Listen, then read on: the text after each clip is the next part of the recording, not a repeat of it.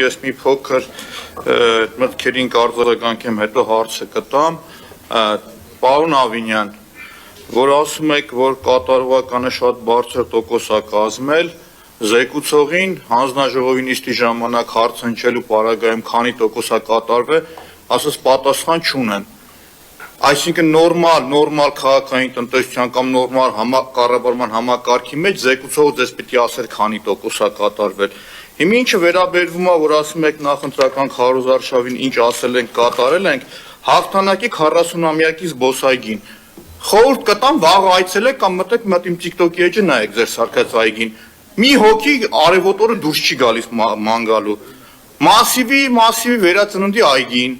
Կշարունակեմ այդ շարունակությունը, ասում եք ամեն ինչը կատարել եք շատ լավ, նախադպրոցական, այսինքն մանկապարտեզների կառուցում եւ վերանորոգում, թերակատարումը շուրջ 50%,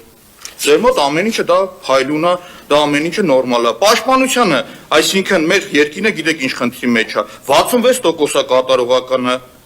առողջապահությունը 70%, 30% թերակատարել եք, կենտրոնի թաղապետը 700 միլիոն դրամ է թերակատարել։ Ուտես հաջորդի բյուջեի ծախսի ժամանակ կներկայացնեմ, բայց ուզում եմ նաև ձեզ հասկանալ, էլի որ ասում եք կատարողականը շատ բարձր տոկոս ա եղել, զեկուցողն ասում եք չգիտեմ քանի տոկոս ա եղել, այդ ձեզ ով է ասել, որ դուք էլ ասում եք լավ ա եղել։ Հիմա իմ հարցը զեկուցողին, կարող եք թվարկել 3 պրիորիտետ ուղղությունները քաղաքի զարգացման համար։ Ձեր այս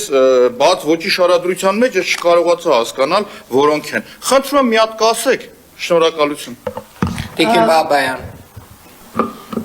եւ այդ խայտառակ թերակատարումներով հանդերձ 2024 թվականի Երևանի բյուջեն կատարվել է 94.5%-ով։ Արձագանք։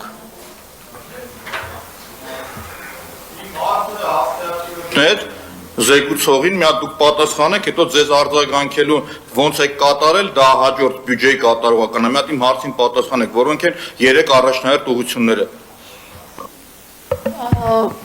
Թույլ տվեք ես իմ կարծիքը չհայտնեմ առաջնահերթ ուղղությունների մասին։ 2024 թվականի Երևանի զարգացման ծրագիրը, որը հաստատվել է Երևանի ավագանու կողմից, նշում է 33 զարգացման գերակայություններ։ Չեմ կարծում, որ Երևանի զարգացման առաջնահերթությունը պետք է լինի